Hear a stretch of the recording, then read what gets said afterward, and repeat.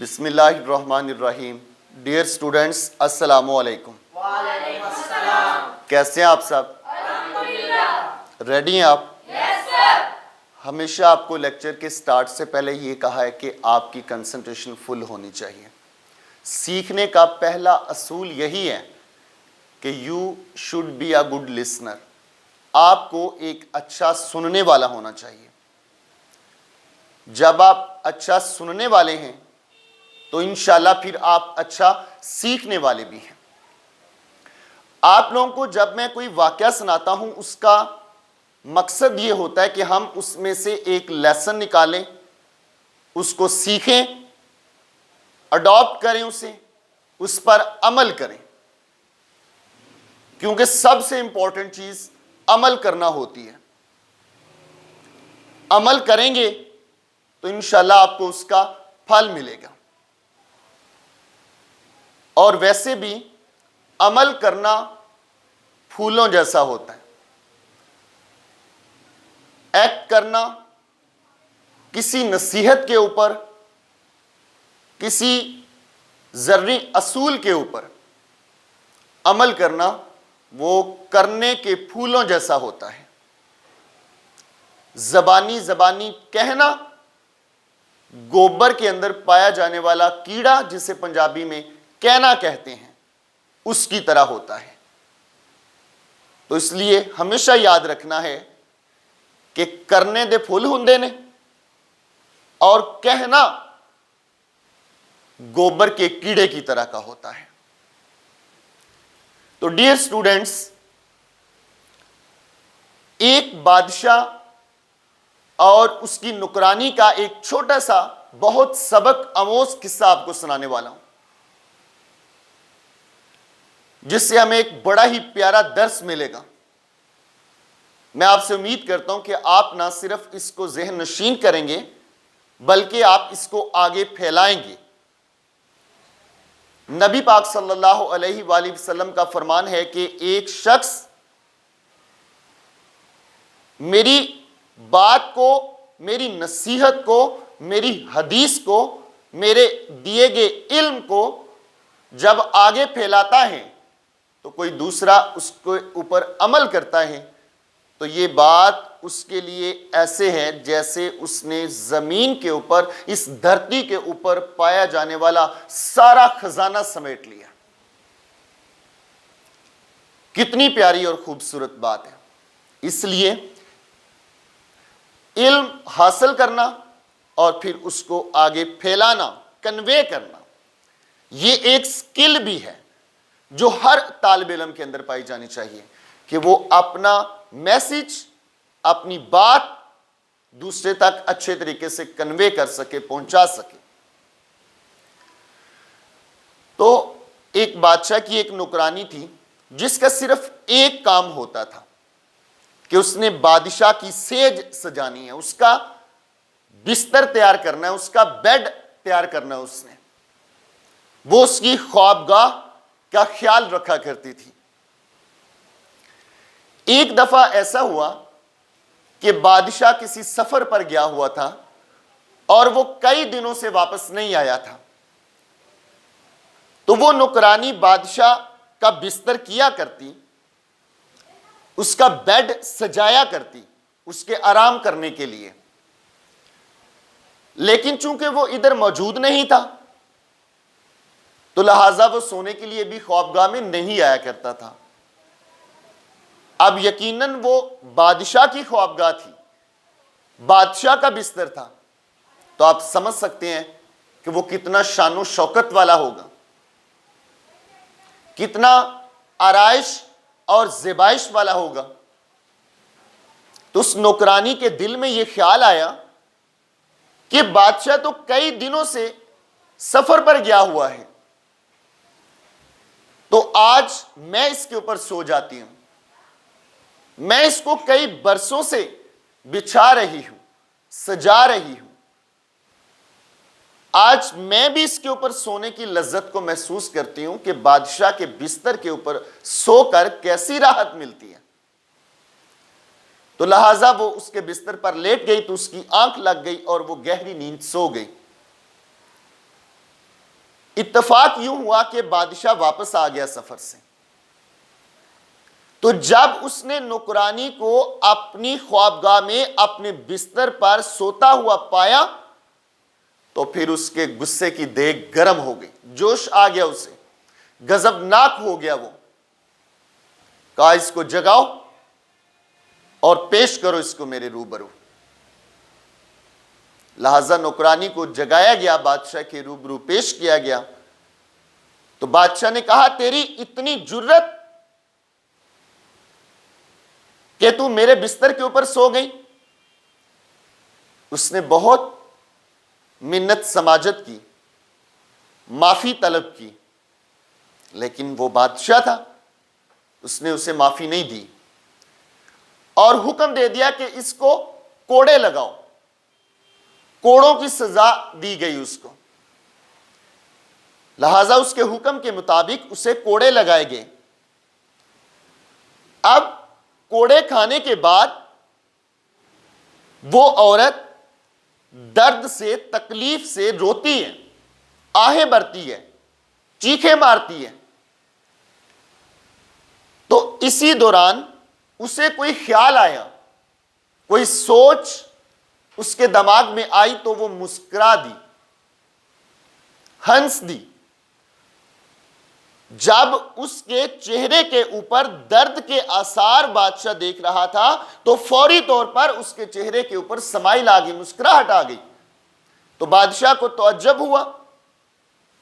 بادشاہ نے اس سے پوچھا کہ روتے روتے ہنسنے کیوں لگ پڑی ہے، کس بات سے مسکرانے لگ پڑی ہے؟ تو نوکرانی نے جواب دیا، بادشاہ سلامت، روتی تو میں اس لیے ہوں کہ صنف نازک ہوں،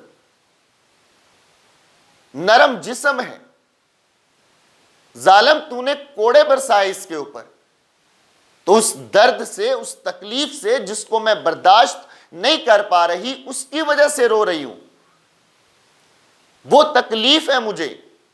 تو ہنسی اور مسکرائی یہ سوچ کر ہوں کہ بادشاہ میں 10 سال سے تیرا بستر کر رہی ہوں، 10 سال سے تیری خدمت کر رہی ہوں، 1 دہائی سے تیری خوابگاہ کی تیاری میرے ذمہ ہے، تو میں 1 رات اس بستر کے اوپر سوئی ہوں تو مجھے کتنا درد، کتنا کرب سہنا پڑا اس کے بدلے میں، تو نے مجھے کیسی سزا دی ہے۔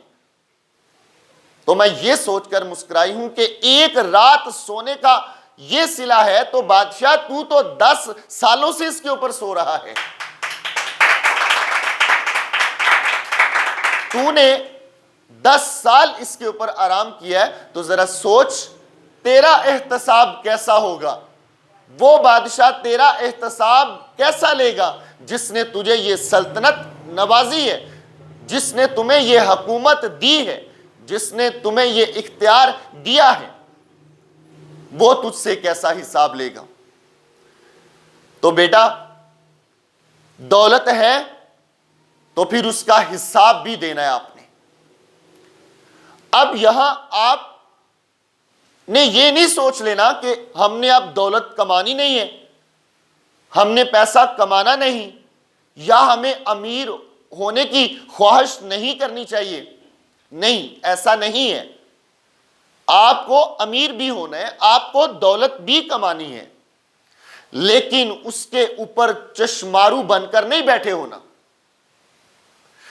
چشمارو یہ دراصل ایک نشان ہے جو پرانے وقتوں میں امیر لوگ خزانے کے اوپر ایک دیو بنا کر، سانپ بنا کر، اژدہا بنا کر، جادو کر کے اس خزانے کے اوپر رکھ دیا کرتے تھے، تاکہ کوئی چور آئے تو وہ اس کو اژدہا، سانپ سمجھ کر ڈر کر بھاگ جائے۔ دولت کو خرچ کرنے کا جذبہ بھی مانگنا ہے اپنے رب سے، دولت کو تقسیم کرنے کا شوق اپنے اندر رکھنا ہے۔ اللہ تعالیٰ خرچ کرنے والے کو پسند کرتا ہے، اور خرچ کرنا سب سے پہلے اپنے گھر والوں کے اوپر۔ وہ جو اس کے مستحق ہیں. پھر اللہ تعالیٰ نے آپ کو زیادہ دیا تو آپ اس کو ضرورت مندوں میں بھی ضرور تقسیم کریں. اللہ تعالیٰ اس میں اضافہ کرے گا. آپ نے پریکٹیکل لائف میں اب آنا ہے, آپ نے پیسہ کمانا ہے, لیکن بیٹا میری بات کو یاد رکھیے گا, اس پیسے کے ساتھ اتنی محبت نہیں کرنی کہ آپ کے اندر بخل پیدا ہو جائے, آپ کنجوس ہو جائیں. نہ فضول خرچ ہونا ہے اور نہ ہی بخیل ہونا ہے. اعتدال پسندی رکھنی ہے, اور جہاں ضرورت ہے وہاں آپ نے خرچ کرنا ہے. اور بیٹا دولت اس لیے بھی کمانی ہے کہ آپ نے کل کو اپنی فیملی کی ذمہ داریوں کو پورا کرنا ہے. آپ کے کچھ فرائض ہوں گے, ان کو پورا کرنا ہے, تو اس کے لیے آپ کو دولت کی ضرورت ہے. اگر آپ نہیں کمائیں گے, ان ذمہ داریوں کو آپ پورا نہیں کر سکیں گے, تو آپ کا وقار نہیں رہے گا, آپ کی عزت نہیں رہے گی. اپنے گھر والے ہی آپ کی عزت نہیں کریں گے اگر آپ کے اندر اپنی ذمہ داریوں کو پورا کرنے کی اہلیت نہیں ہے. اور یہ یقین رکھنا ہے کہ میں جس چیز کو تقسیم کروں گی وہ بڑھے گی, وہ زیادہ ہوگی. اس لیے دولت کمانی بھی ہے اور خرچ بھی کرنی ہے. بیٹا صنعاء یمن کا دارالخلافہ ہے. اس سے 2 کوس کے فاصلے پر, 2 میل کے فاصلے پر ایک شخص کا انگوروں کا باغ ہوا کرتا تھا, اور وہ شخص بڑا سخی تھا, بڑی سخاوت کیا کرتا تھا, تقسیم کیا کرتا تھا, خرچ کیا کرتا تھا. اس نے اعلان کیا ہوا تھا کہ جب میں صبح اپنے انگوروں کے باغ سے پھل توڑنے کے لیے جاؤں, اکٹھا کرنے کے لیے جاؤں, تو غریب, مسکین, یتیم, ضرورت مند میرے ساتھ ہو لیا کریں. جو نیچے گرا ہوا ہوتا ہے یا جو میری جولی سے باہر گر جائے گا وہ سارا آپ وہ سب اٹھا لیا کرنا. تو اس کے ایسا کرنے سے بہت سارے بھوکوں کا پیٹ بھرتا تھا, اور وہ بڑا مشہور تھا, معروف تھا اپنی سخاوت میں, اور سب اسے دبا دیا کرتے تھے, کیونکہ صبح اٹھ کر کئی غریب لوگ اپنی ضرورت پوری کیا کرتے تھے اس کے پھل سے. اس کی موت واقع ہو گئی. اس کے 3 بیٹے تھے, ان کی اولاد تھی. تینوں بیٹے باپ کے برعکس تھے. باپ جتنا سخی تھا وہ اتنے کنجوس تھے. انہوں نے بیٹھ کر یہ فیصلہ کیا کہ ہمارے باغ کا آدھے سے زیادہ پھل تو غریب, مسکین, یتیم لے جایا کرتے تھے, ہمارا باپ اڑا دیا کرتا تھا. ہم ایسا نہیں کریں گے, کیونکہ ہمارے بچے ہیں, ہماری فیملی ہے, ہماری رسپانسبلٹیز ہیں, لہذا ہم تقسیم نہیں کریں گے, ہم سارا پھل لے کر آیا کریں گے اور منڈی میں فروخت کر کے زیادہ پیسہ کمایا کریں گے. اب ایک نے کہا, جو دوسرے دونوں کی نسبت تھوڑا اچھے دل کا مالک تھا, تو اس نے کہا چونکہ تمام غریب مسکین صبح صبح ہی ہمارے باغ میں پہنچ جاتے ہیں تو ہم اس کو کیسے منع کریں گے. تو ایک نے مشورہ دیا, ہم ایسا کریں گے کہ ہم ان سے بھی پہلے پہنچ جایا کریں گے, ہم تہجد وقت, سحری کے وقت منہ اندھیرے نکل جایا کریں گے اور سارا پھل اکٹھا کر کے لے آیا کریں گے. لہٰذا وہ اس کے اوپر تینوں متفق ہو گئے اور رات کے پچھلے پہر اپنے باغ کی طرف چل دیے, یہ سوچ کر کہ سارا پھل ہم نے لے کر آنا ہے. ہمارا باپ تو بے وقوف تھا جس نے سب کچھ لٹا دیا. اب جب وہ باغ میں تھوڑی مسافت طے کرنے کے بعد پہنچے تو جس جگہ پر ان کا باغ تھا, تو اللہ تعالیٰ فرماتا ہے قرآن پاک میں کہ ہم نے پہاڑوں سے آگ بھیج دی ان کے پہنچنے سے پہلے. سارا باغ ان کا رب کے حکم سے جلس گیا, ہر درخت, ہر پودا وہاں پہ تباہ ہو گیا. جب وہ وہاں پر گئے تو ہر چیز راکھ اور دھواں نکل رہا تھا. ایک نے کہا ہمارا باغ ادھر ہی تھا, دوسرے نے کہا نہیں, لگتا ہے ہم رات کے اندھیرے میں رستہ بھول آئے ہیں, ذرا دیکھو ہم راہ بھٹک گئے ہیں, ہمارا باغ کسی اور طرف ہوگا. تو جو ذرا سیانا تھا اس نے کہا نہیں, یہی ہمارا باغ تھا, ہم صحیح جگہ پر پہنچے ہیں.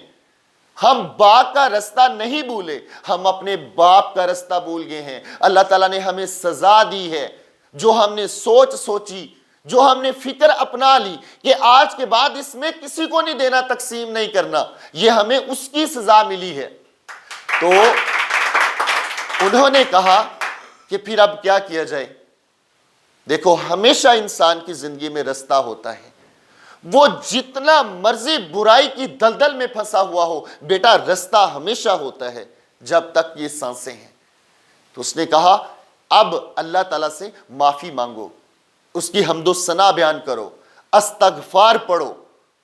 تو سچے دل سے انہوں نے اپنے رب سے دعا مانگی، اللہ تعالیٰ نے ان کی دعا قبول کر لی، کیونکہ اللہ تعالیٰ دلوں کے بھید جانتا ہے، اللہ تعالیٰ دل کو جانتا ہے اور دل کو اللہ تعالیٰ دیکھتا ہے۔ تو اللہ تعالیٰ نے ان کی معافی قبول کی، کیونکہ وہ سچے دل سے معافی مانگ رہے تھے اور اپنی سوچ کے اوپر پچھتا رہے تھے۔ تو انہوں نے اللہ تعالیٰ سے اس سے بہتر بات کی دعا کی، اللہ تعالیٰ نے اس کو قبول کر لیا، اور لکھتے ہیں کہ ان کو اللہ تعالیٰ نے اس کے بدلے کئی گنا زیادہ بڑا، اچھا، بہتر باغ عطا کیا۔ اور حضرت خالد یمانی فرماتے ہیں کہ میں نے وہ باغ خود دیکھا ہے، اس باغ کا جو انگور تھا، یعنی انگوروں کا جو ایک گچھا تھا، اس کا وزن کھچر کے بوجھ جتنا بن جاتا تھا، یعنی ایک گچھا اتنا بڑا تھا کہ اس کو ایک کھچر اٹھاتا تھا۔ اور حضرت عبداللہ بن مسعود فرماتے ہیں کہ میں نے وہ باغ دیکھا ہے، اس کا ایک گچھا حبشی آدمی کے قد جتنا تھا، ایک اس کا گچھا۔ تو پوائنٹ از دیٹ کہ بیٹا انہوں نے جب یہ ارادہ کیا کہ آج کے بعد نہیں دینا کسی کو بھی، سوچ ابھی انہوں نے اختیار کی اور اس ارادے سے چل پڑے۔ ان کی نیت میں کھوٹ تھی، ان کی نیت اچھی نہیں تھی۔ آج ان کی نیت ان کے ارادوں میں خود غرضی تھی، صرف اپنا سوچا تھا انہوں نے، تو اللہ تعالیٰ نے سب تباہ کر دیا۔ اسی لمحے جب انہوں نے سچے دل سے توبہ کر لی تو اللہ تعالیٰ نے ان کو آنے والے وقت میں اس سے کہیں بہتر باغ عطا کر دیا۔ تو اس لیے سبق یہی ہے کہ دولت ضرور کمانی ہے، لیکن اس کے ساتھ اتنی محبت نہیں کرنی کہ ہمیں اس کو خرچ کرتے وقت تکلیف ہو، ہمیں اس میں خیرات کرتے وقت مشکل پیش آئے۔